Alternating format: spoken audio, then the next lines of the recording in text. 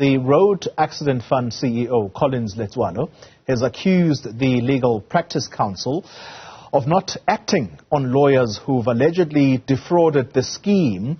Over 9,000 lawyers have been reportedly referred to the council following the RAF-related complaints. Letsoalo says some of these lawyers are also part of the Legal Practice Council. Well, joining us now is the council's CEO, Charity Nzuza. We are also joined by the president of the National Association of Democratic Lawyers, and that's Advocate Mvuzo Notyesi. And then we are also joined by Vumani Mthembu from the Black Lawyers Association. To all of you, thank you very much for your time. Can I kick off this conversation with just a quick reminder of what the CEO of the Road Accident Fund had to tell us here in studio yesterday? Let's just take a listen quickly. It's lawyers trying to self-regulate themselves. It's a gentleman. It's not even a watchdog, Xoli. It's a gentleman's club, a gentleman's and ladies' club.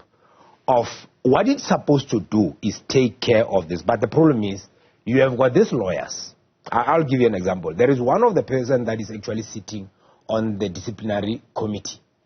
He is also accused of the same thing, of swindling money from a minor. This person sits in the Legal Practice Council. This person is supposed to take action against this 9,000. He's not going to do it.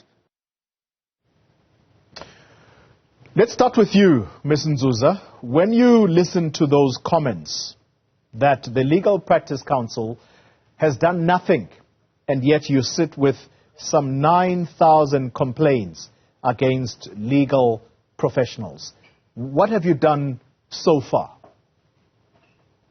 Good morning, Xoli. Firstly, I'm appalled by the statement made by the CEO, who has not received this information from me as the head of operations at the LPC.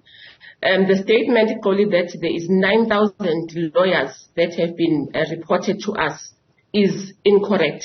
And I want to categorically state that that is an incorrect statement.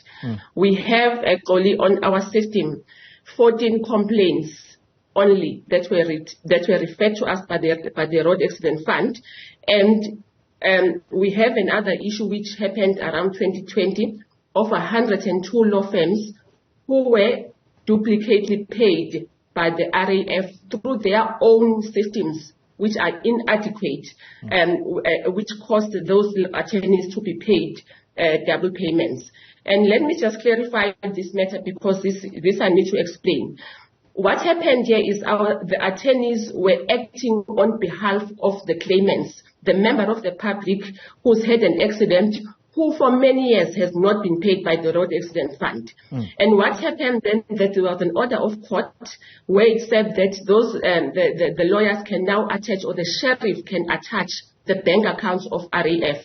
So this is what happened, is that the sheriff then attached the bank accounts and paid over all the monies that were due to a member of the public, which the Road Accident Fund had withdrawn. Now, what happened is that the Road Accident Fund then further made the same payments after realizing that these payments were long overdue. And that's what caused a duplicate payment. When we learned of this, we asked the attorneys to pay back the monies, of which 99% of them did. Those that did not pay back the money, we've either suspended or we've taken them through a disciplinary process. All right. So a very, very interesting turn of events there. So out of the 9,000 that the RAF claims that these are complaints that sit with you, you are saying that is patently false. That's only 14 complaints that have been forwarded to you by the Road Accident Fund. We're going to come back to this a little later. Let's come to you, Mr. Notyesi. NADECO, just explain the role played by NADECO when it comes to complaints against legal professionals. It's NADEL, not NADECO. First, NADEL is a national association of lawyers. We have members across the country, 9 provinces. And as part of the requirements for you to join NADEL, you must be a lawyer of integrity. What it simply means is that if there are matters of ill-discipline complaints such as this, that would disqualify you for membership in NADEL. And our members, they form part of the LPC, some of them, and they are part of the governance structures. And we have also been part of the processes. I was shocked by the reckless, disingenuous statement made by the CEO to say the LPC is just a club of lawyers regulating themselves. I think we're talking of an absent landlord here, because the LPC is a product of an act of parliament.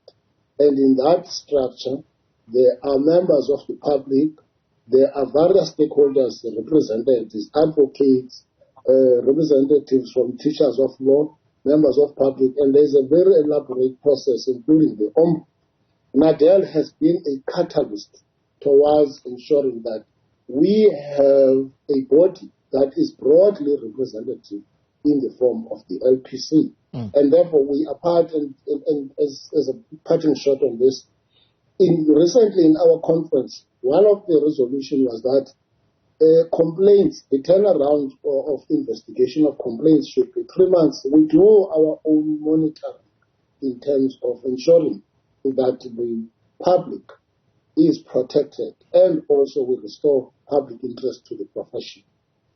Mr. Mthembu? That is in broad terms. Yes.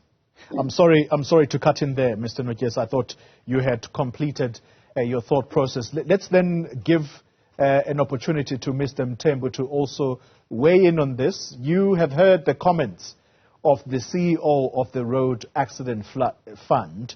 As leader of the Black Lawyers Association, how do you respond to what he has had to say? Good day, Xoli and the listeners. On our part, as Black Lawyers Association, we have the membership throughout the entire country, and within our organization we have structures and policies that ensure that all members of the organization, they hold themselves to the integrity and to ensure that they comply with all the rules and regulations, especially those which are laid down by the Legal Practice Council. First and foremost, it's very disturbing, to say the least, to hear such a reckless comment to say that lawyers are corrupt. I think that is very wrong, because one cannot just paint every legal practitioner with the same brush. As much as we cannot condone an act of those who are committing acts of misconduct, but it should not be conveyed to the community as if the legal practitioners are corrupt, because there are ways and means to ensure that everyone complies with certain rules to ensure that they properly represent their clients. And in saying so, it's been self-evident that the Road Accident Fund itself has to clean its house before they can start pointing fingers at the legal practitioners and everyone else but themselves, because it shows that within their system they have people who are committing acts of misconduct which have contributed to the current state of affairs. And then to then start referring to the members of the Legal Practice Council as a gentlemen's and ladies' club, it's an insult, to say the least, because this is a body that regulates the professionals. This is a body which has got statutes to ensure that everyone who's a member complies with a certain set of rules. Yeah. So to make such a statement, it's very degrading, to say that. Let's come back to you, Ms. Nzuza. And I'm going to make reference to a case that does not involve the RAF, but it does involve a lawyer who has been in the news coming out of the Eastern Cape, and this person has been accused of swindling children who are disabled perhaps because of the process of them being birthed. Something happened at the hospital, and therefore medical negligence claims were therefore filed by this lawyer on behalf of the families.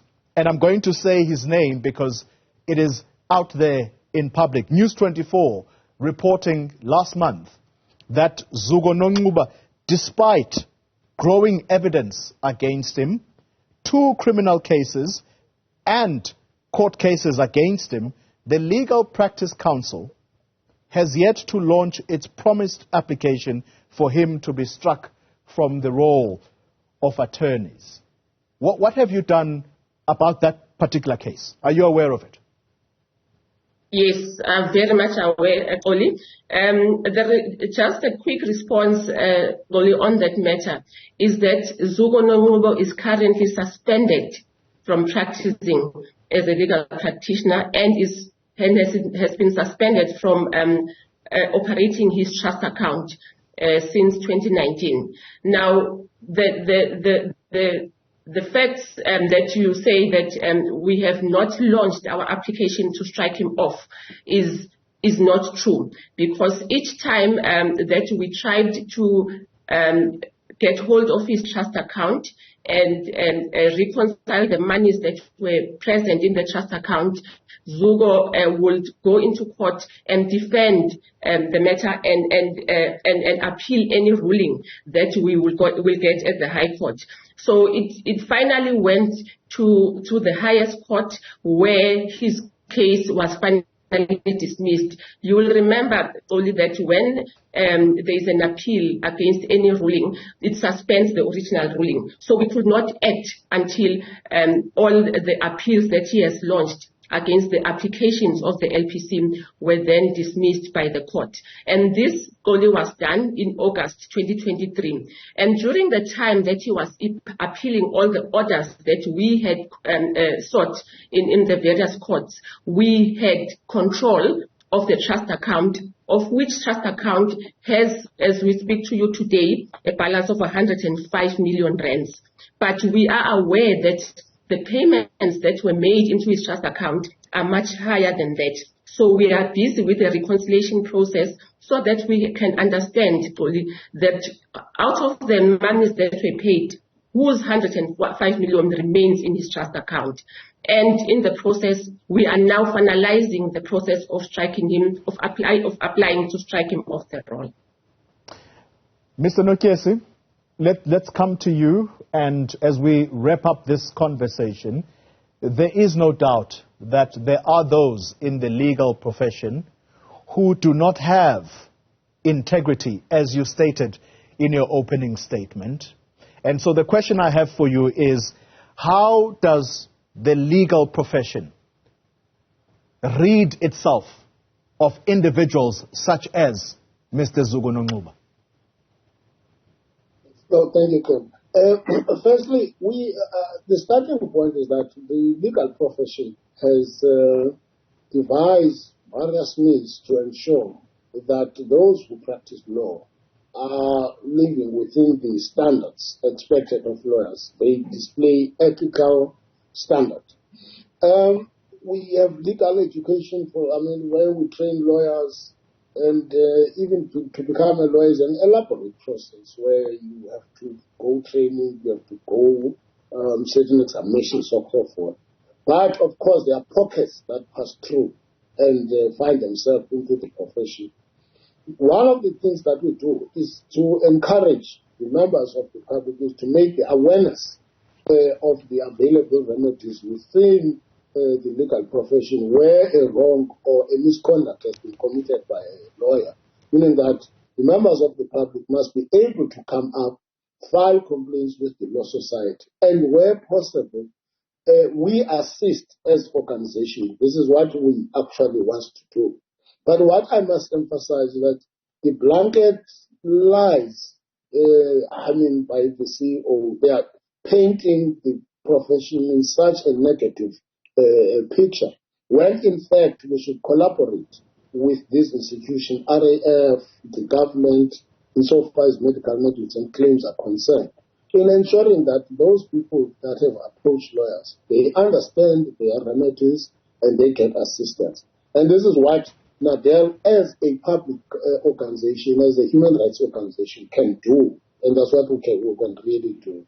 Finally, I do want to say, even at this level, we should be worried of people such as the CEO of the RAF.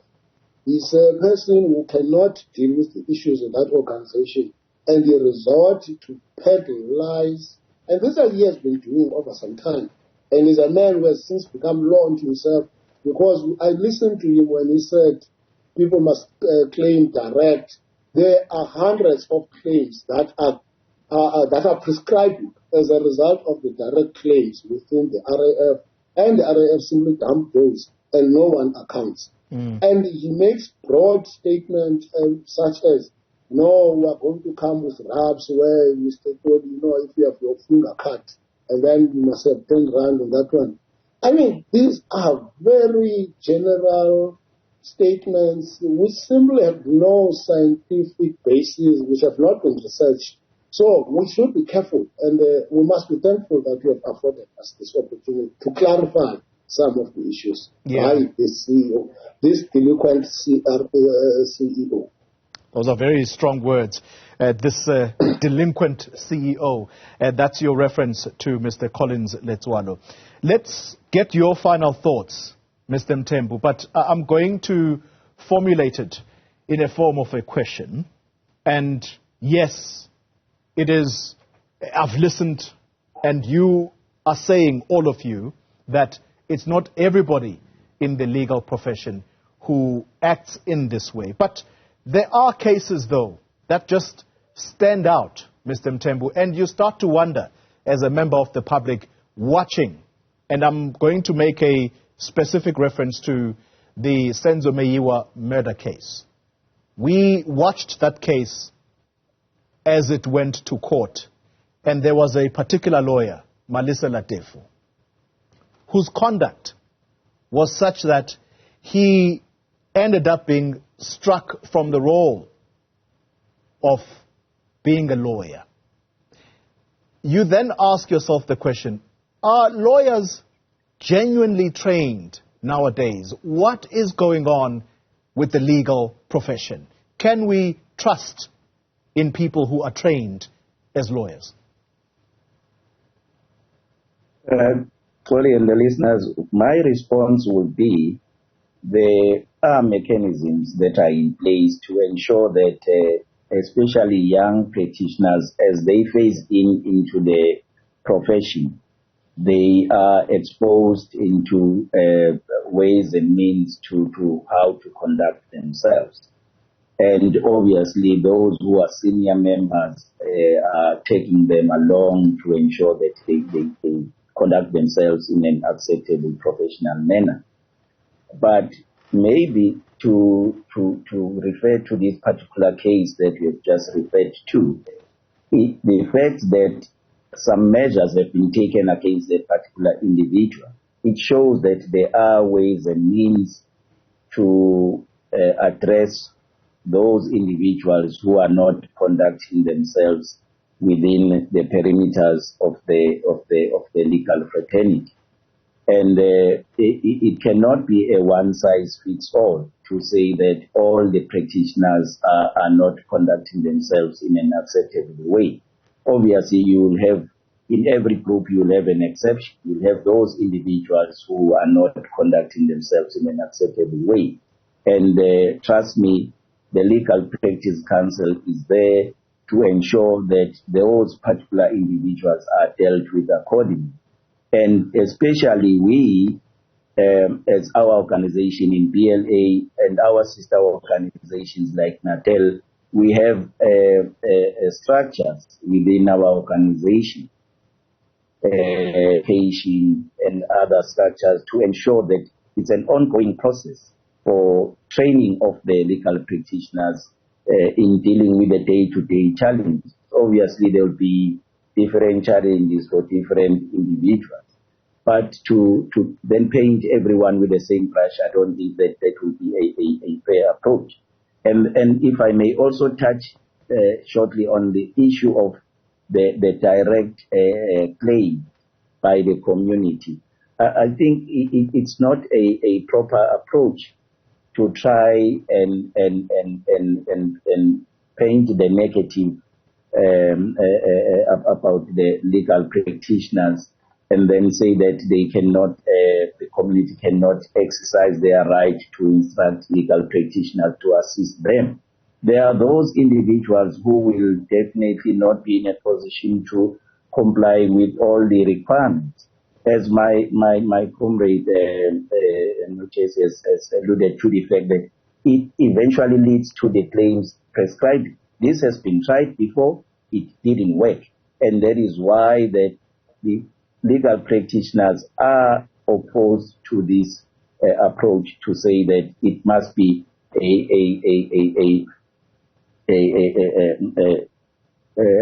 refusing the community to consult with attorneys and get their access to legal assistance. Mr. Vumani Mthembu, let me thank you very much for your time. He is from the Black Lawyers Association. We also had Mr. Mvuzo Notyesi. He is with the National Association of Democratic Lawyers, NADEL for short. And then we also had Charity Nzuza, and she is the CEO of the Legal Practice Council. My thanks to you all for making the time to come and respond to strong statements that were made by the CEO of the Road Accident Fund. Well, you've now had the reply to Mr. Collins.